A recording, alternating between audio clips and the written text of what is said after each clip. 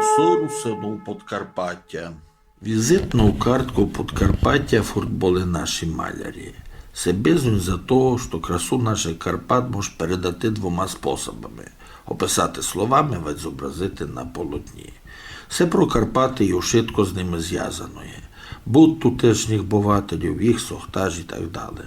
Зате і суть в пріоритеті малярів Карпат, історія котрих зачинається з Бокшая і Арделі, а в наш час веде до Микито і Свалявчика. А й бо судді такі малярі, котрі не мають ніяких титулів і звань, вони не провели ані єдної виставки, не суть членами ані єдної малярської спілки і не участвували ані в одному планері. Айбо не позираючи на все вшитко, вони суть популярними, а картину їх не тільки се скоро продають, що кибо і хотіли вчинити виставку, то не мають з чим. Одним з таких свободних малярів є Іван Архій. Порядний і благий русин, виділося цілком лишений амбіцій славо, айбо сесечелянник, котрий намалював більше ізра портрету бователів края. Вдумайтеся, це ціле військо.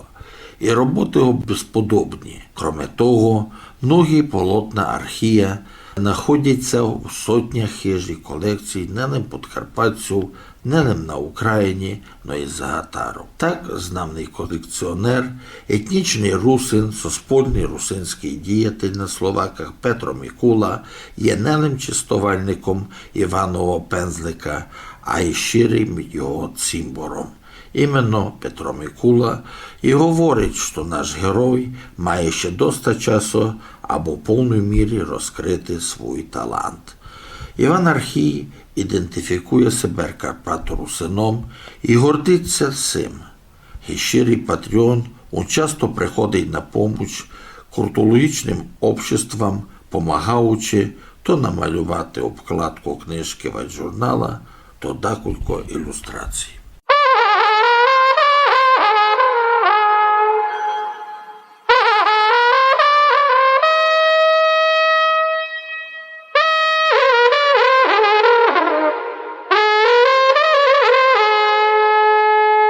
Слухайте голосу Русину Подкарпаття. Іване, добрий день. Добрий день, Юрку. Знав вас маляря, котрий знаменитий, знав у нього вшитки, але в той же самий час він не має ні титулу, ні звання, ні якихось виставок, але цілий Ужгород хоснує ваші картини, хоснує ваші портрети. Де ви ся родили? Я се родив у Дравцях, Ужгородський район. Ну, знаєте, де Дравці? Ужгородський район. Мама в мене Магдалина Юріївна, батько Іван Іванович, прості люди.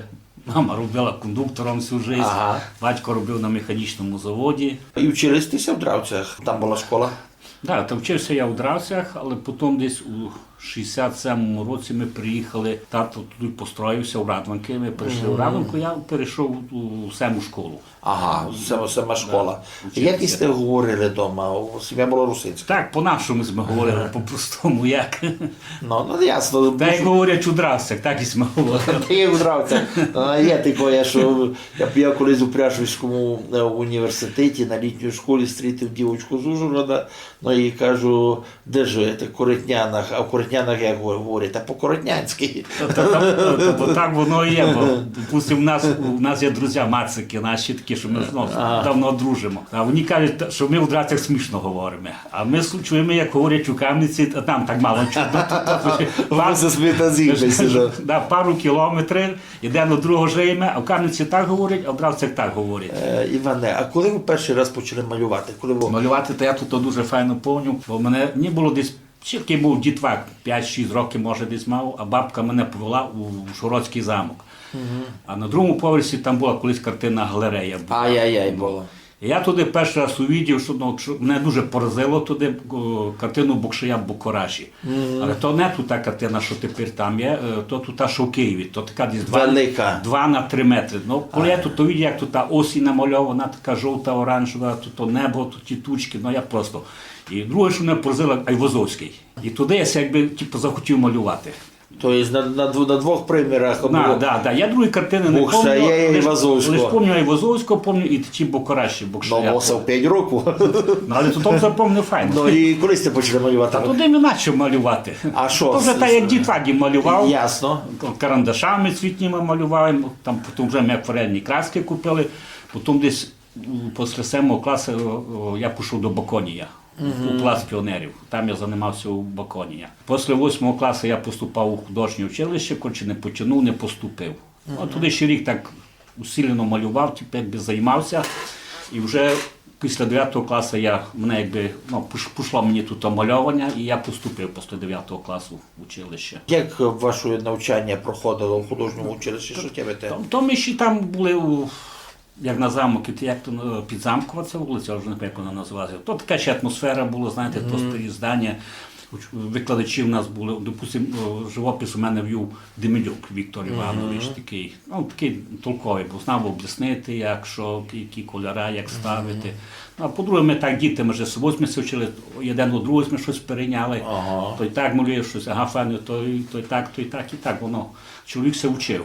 А з ким із теперішніх знаменитих таких малярів ви вчили? Самі знаменитий Тукович тепер. Антон. То мій сукусник. Ну і вже після училища чим ви займали? Після училища армія була, після армії прийшов, почав малювати, продавати так картини не було аж де дуже, та я здавав у комісіонний магазин. Та й так воно помалі йшло. А що ви малювали тут от якраз? Та в основному пейзажі. Пейзажі. Та так ходив, дуже любив ходити у лази на річку, там такий поток, не річка, а поток там такий. Той малювати поток, ліс, от така мені ця тема любила. Ходив і осінню ходив малювати, і літом, і весною. А є у вас ще щось із тих старих картин, якраз після армійського періоду? То, коротше, не є, бо то все малювало Це все малювало на продаж все малювало. Я не є такий, знаєте, любитель, щоб я збирав, накопичував. Тобто ціль у вас була до друга. Я маленько по-другому. Ну, а ви ніколи й не були членом спілки малярів якраз? Предлагали мені там у Бергівську спілку, а мене якось то і в Словакії там, то мене якось не привлікає. Ви маляр свободний. Я вам чесно кажу, що я люблю свободу, розумієте, щоб я не був до нічого прив'язаний. Скільки раз мене на пленери в Польщу клик. А коли ви себе почали от якраз ідентифікувати русином? Русином, після зустрічі з Пейтером. Розкажіть про це. Миколою. Розкажіть про те, як ви себе познайомили із познайомилися так, що Петром Миколом. Павло Чучка купив у мене, я подавав в Україні картини.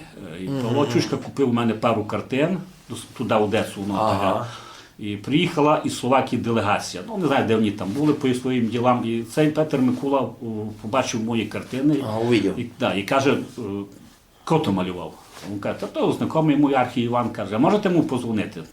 Петр мені позвонив, я приїхав, каже, можете мені щось таке намалювати похоже? Я кажу, так можу, чого не можу.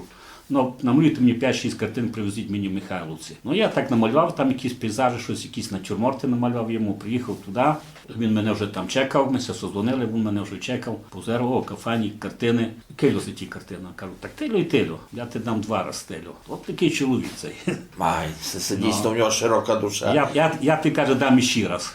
Ви мені розказували, от як вам стало ганьба після того, як він вам пояснив, що ганьба, коли русин рахується українцем. Розкажіть за свій страхунок. Просто від мене каже, ти хто такий? Я кажу, так українець. А він каже, дуже мені ганьба за те, що коли русини визнають себе українцями. Я каже, дуже люблю українців, поважаю. А коли русини видають себе за українців, то мені каже, обідно. Так, це обідно для кожного з нас. Це такий чоловік, коли був у нього вдома, я був просто, я дуже навіть не думав, що є такі люди, що такі любителі цього живопису. Бо в нього стільки картин, що навіть наш Ужгородський музей, може, немає стільки картин. Петро Микола рахується одним із найбільших колекціонерів Словаччини. Це русин такий, печений русин. І в той же самий час, дійсно, картин у нього, він казав, пару сотню скоро до Єзера буде, каже. Но кілька ваших картин якраз у його колекції. Я знаю, та може 10 натюрморти йому намалював. А він теж так у мене заказував в основному на подарки. Там, брату, він там і гора Крівань, намалюємо гору Крівань. намалюємо там Братиславу, там братові намалюй, да, що портрет там на свадьбу, да, які, так, я знаю. Ну, ваша тема, або Куйку Уцубіле, що ви не знаєте. Я не знаю, бо я вже там давно не був. Ага, вже та ви давно не знаєте. Ви треба пару років не звідати був, його. то не знаю. Ну, тепер вернемося до вашої фішки, портрет. Як ви прийшли до того? Тому що, ми знаємо портретисту, от якраз в Ужгорода, і знаємо Микиту, знаємо і Скакандія прощеного бою, знаємо і от сина Свалявчика, той же самий час народний художник, народний маляр України Василь Свалявчик, от видите, то не його фішка, він до того не береться, у нього друге є пріоритети. А от ви іменно портретист, і ваші портрети, кілько їх є на даний момент всього, тих Це портретів? тяжко повісти. Ну, Ізер буде, тисячка. Тисячка буде. Так порахувати, бо то чисто було портретики із... Як ви прийшли до цього? Ну, давайте так. До теми з бізнесу, прийшов. Думаю, та ніхто портрети не малює під заказ із фотографії, попробую я. Наче я малювати, кажу, то не спочатку не вийшло, бо то мусите ловити глаза, той характер, то мусите поняти ту анатомію того швидко. Я почав, дуже ми всі любили, я такий художник, був такий художник, точніше, Буаро, Уільям Буаро, старий французький художник. Я почав робити його копії, як світло накладувати, як тінь, як полутінь, як то швидко. І потім воно якось почалося получати. Я намалював портрет дочки і виложив його, був такий небужчик, Петровці Іван. Там був такий Бовчик, файна книжка, це як є файні книги. Бовчик, файна книжка, це як воно це називало. І там у домі бита, я підійшов, кажу, можете тобі ту на рекламу поставити? Так, поставте. Ну і, я поставив, почало помалі йти. І фактично малювалося, і так вам повісти, 4-5 портретів на тиждень це малювали. Ого. А за 5 років та вже... А хто у вас був найбільшим заказчиком на портрети? Найбільший заказчик то був Гриньо Михайло. Тот, що вмирає. Да, Міша Гриньо. Бізнесмен. То у нього всіх знайомих мав бути мій портрет. Він і в Київ возив ті портрети, і в нього вже була тема кептарики і взаді гори, щоб були. Якщо Рахів, значить Рахівщина має бути намалювати, якщо Березник, Березнянщина має бути намальована. Ну, задній фон у вас все такий специфічний, і дійсно нечеканий. І костюми часто у вас нечекані. Так що міняєш, бо не будеш малювати одинакові кептарики. Я так, брав книжки, знаходив всякі там коцки дуже багато тих. У тих кептариках, десь там украв цей кептарик, десь твою скрав цей кептарик. От вони украли, він теж малював, то хоч ходив на тих кептариках. Та як є, я кажу, та як є, бо сам так не придумаєш. В інтернеті дивився, які ті кептарики, які сорочки. Ви кажете, всі мали мати ваші портрети, бо я теж трафив, викладав в університеті філософію Андрусяк. І заходжу до нього дому, я прекрасно знав ту сім'ю, дуже файні люди. І позирав ваш портрет. Я нараз автора розпознав, кажу, я ще не буду чув, кажу, це архія. А вони кажуть, я кажу, откуда ви знаєте? Кажу, тому що я сам вже десь 20 портретів за цей час, я вже кажу, заказав. Зато я кажу, що Єзер вже має бути точно. Ще один такий момент, що про Петера Микулу.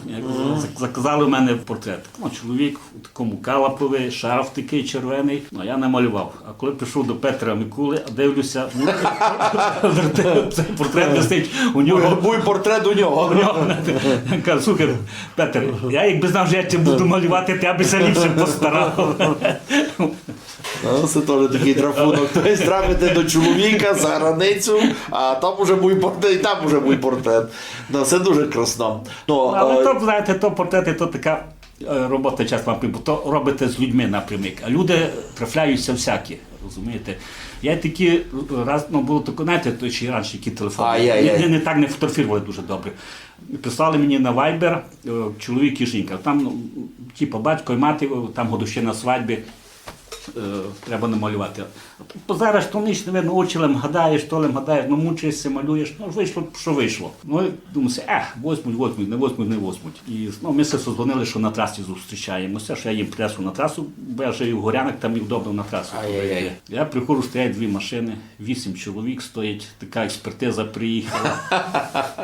Я такий, зараз бити не буду, тільки в місці. Але взяв, от, показую, він дивиться, мені, о, то, що ви хотіли. То, що ми хотіли, то, що ми хотіли, каже. А буває таке, що намалюєш красиву роботу, а людям це не любить. Ну, є таке, а ну розкажіть, ви, по-моєму, з жоною прокурора, це що у вас був трафунок? Ну, було таке, як намалював портрет, вона заказала портрет брата. Портрет вийшов дуже такий, ну, удачний був, на рідкость удачний був портрет. Я поніс до Івана Петровича, кажу, Іване, прийде жіночка, віддасте, заберете гроші та і все. Тут мені з Петровці дзвонить. Ваня, проблема. Яка проблема? Не любиться портрет. Ну, я приходжу, добрий день. Та що ви нам намалювали? Я кажу, як що, то портрет. А чому ж так голову намалювали високо? Я кажу, в смислі високо, а де треба було малювати? Та треба було посередині холста намалювати. Ну, починаю об'ясняти. Є геометричний центр, є оптичний центр. Оптичний центр знаходиться вище того. Добре. Ну, чого це намалювали з одного боку фон темний, а з другого боку фон світлий? У нього, кажу, бокове освіщення. З одного боку лице світле, а з другого боку лице темне. Для того, щоб вирівняти композицію, я намалював наоборот. На чому йому такі жовті зуби з тим? Не чистий. Бо кажу, там ким намалюють такі білі, то буде як заєць. Бо кажу, зуби це кость, вона такий має колір. Ну я його не таким помню. Ще він не похожий. Та не похожий, слухайте, ви се не заморачуєте з ту роботу. Якщо вам не підходить, бо мені треба на рекламу, я її поставлю. Та ви що, з розума зайшли? Та його цілий Ужгород знаєте. Так ви кажете, що він не похожий, такого спознає. Як? Забрала. Та забрала. То з людьми кажуть, то з людьми так тяжко робити. А і ще коли чим приходить заказчик на простій машині, одразу бере, не торгується. А коли приходить на дорогій машині, а дай дешевше, а я в тебе ще закажу потім. Ну, пано є пано, не все. Не привикли на всьому заробляти, зато й мабуть гроші. А простий чоловік, він зарахує роботу свою чистує і чистує роботу другого, та зато воно так і є.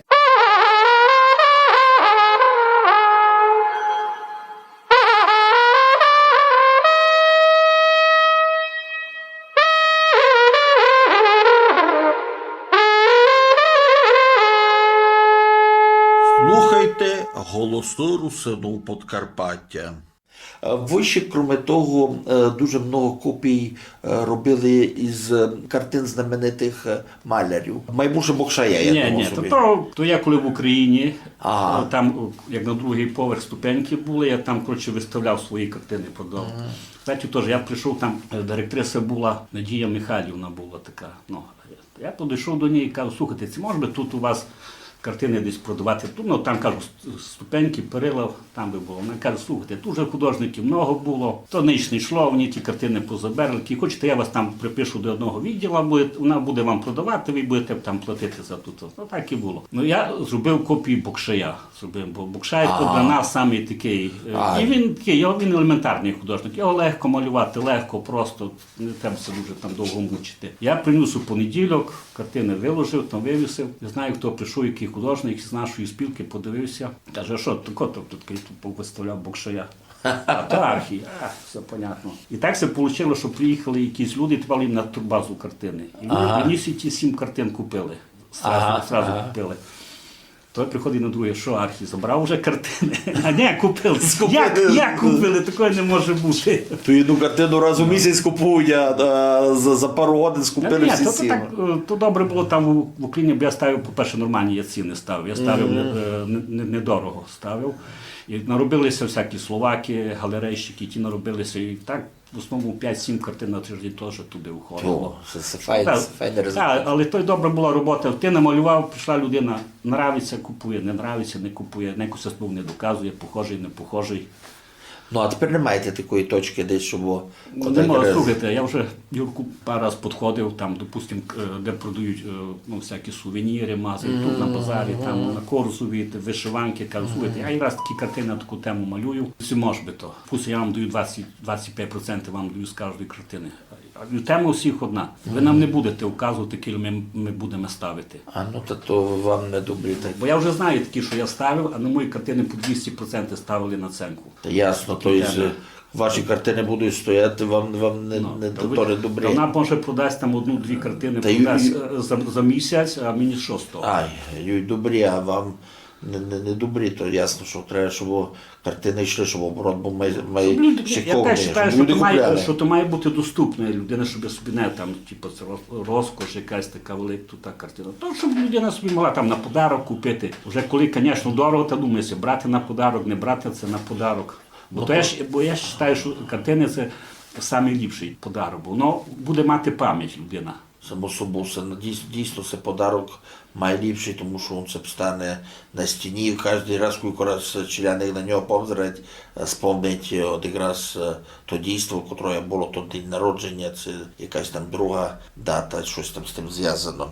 А я так розумів, що Бокшай у вас як любимий маляр. Я себе 5 років заразив.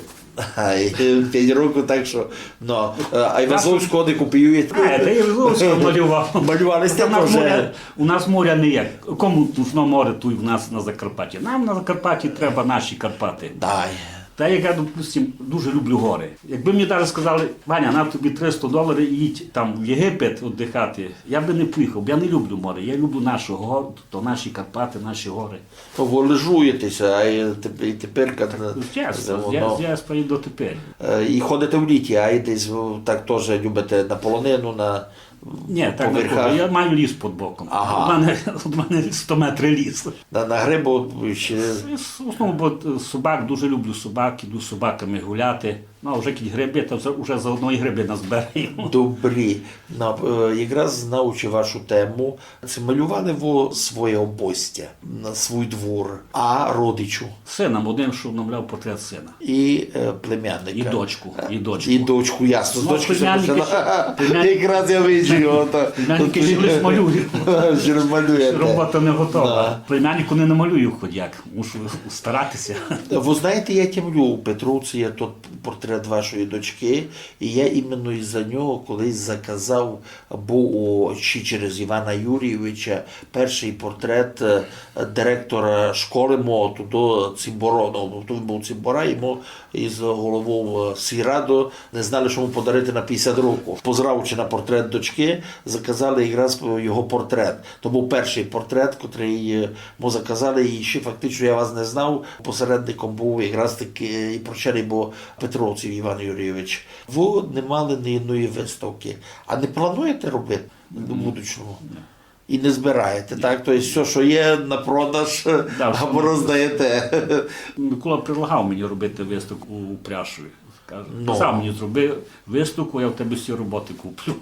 Це ідея файна. Ну і що тут плануєте на будучне? Все-таки такого, що плану у чоловіка не є, не може бути. Малювати далі. А що? Бо то вже розумієте, чим воно, буду зараз значиться весна, мало зазеленіє, пройдуся тими букшойовськими містами по Радванки, де Радванський ліс, то сторони циганського табора, хочу всі ті міста повторити. Пане Іване, а котра ваша послідна робота, яку ви тепер зробили? Тепер я раз малюю під заказ. Редакція журналу «Отцюзнина» заказала у мене портрет до 80-річчя Пола Магочія. Пола Роберта Магочія. Так, Пола Роберта Магочія. Чи за пару днів буде йому 80 років, і тот портрет ви вже майже закончили. Майже готовий. Майже вже Це готовий. інтересно. Ще чуть-чуть і буде повністю. Іване, а це оформляли вода, котрі казки, книжки наші, ілюстрації малювали до декотрих книжок? Ну, малював дуже мало, якщо так чесно повісти. До казок Ольги, які собрала Ольга Прокоп, робив. А є казки з телевізора, то ваша отам обложка. Так, обложку то я там робив. Ну і зараз малюю Мар'яну Токареву до віршів. Ага, стихи Мар'яна Токаря. Так, ілюстрації, графічні роботи. Ага, куйко там много ілюстрацій треба? Десь під 40 буде. Ага, під 40, ну то це файно. Це файно. 15 вже намальовані. Ну, а як ви їх малюєте? Тобто читаєте з тих, про що там все говорить, і так, це він сам дає вам щось? Він мені скидує фотографії, що б він хотів, що там має бути. І я потім з цього роблю рисунок, я їх привожу у рисунок, ці роботи. Ну, так, бо ми з ним говорили, він мені там вірші дав свої, то я кажу, слухай, Мар'ян, то вийде так, що ти собі уявляєш це так, а я собі уявляю так. Ти мені скинь хоча б приблизно, що то має бути, фотографії якісь, щоб я мав чого талкувати. Якою то має Так, позирувати, що як воно має має бути. позирувати. Ну, та він каже, то слухайте, саме ліпше буде так, якщо ми так будемо з тобою робити. Що б ви пожадали нам Подкарпаття на будущее? Здоров'я. Здоров'я. Саме головне. Ну, здоров'я. Признання, щоб їх признали, признання. Ну, щоб русину були признані, Щоб добре. були, да, щоб були признані. Так як у Венгрії, у Югославії. В перші не повіли кінця війни. От якраз усі герої, з котрими я русинам. говорю, кінця війни. Понятно, що кінця війна тунелем русинам, Тунелем то, русинам. то всім. То ще таким жителям України якраз має наперед все. То, не, А русинам бо в світ. мене і син теж в армії теж. Тут теж служить, я тепер. Да, теж служить мій син. Так що то нелем русинам, то я бажаю всім. Ясно. Всім українцям. Так, не всім гражданам України. Да, або всім гражданам України. До... Тому що ця війна не лише українців касається, вона і нас касається, закарпатських людей касається. Ну, по-любому, не є села, де бо тепер вже не були десятки, де сотні люди вже фактично на Та тому там світі. проїдеться, там Березнянщина. Всяк до прапород по Прапори, метолах. прапори. Біда. Ну, а русинам світ, ви ж маєте цимборів, того самого Петра Микулу, от якраз йому і таким, як він, що був пожадав. Успіхів. Ай, добре. Що їм Ну, більше картин рахуйте, скупити, інтересніше Ну, то вже на картин. їхнє це. І слухачам ЛМФМ. От цього радіо, де буде якраз звучати і вашої. Побільше слухачів. Побільше слухачів. Добре, все логічно. Іване, я теж хочу вам пожадати, щоб у вас швидко було добре, щоб ви ще не старі, і ви ще можете знайти свої пішняки, котрі ви ще не чув нико. І все буде дійсно. Як вам повів ваш симбор Петро Микула, ви можете намного більше, як ви робите. У вас талант. А раз є талант невикористаний. Божий рай, то його треба схоснувати. Його не може так лишити, щоб він далі не хоснував. Тому що вас виджу не лем'я. Вас видів вже не один чоловік і казав, що чекають від вас більшого. Я чекав від вас більшого. І всі слухачі ЛМФМ чекають від вас більшого. До речі, одного із голів руської бурсу Богдана Гамбала вмалювали. Вмалювали вже після смерті. Так, вмалювали, так що за вас вже знають. Ну, а у нас є усіх якраз таке жадання, щоб вас знало більше людей. Бо ви на то заслуговуєте. Дякую. Я вам дякую.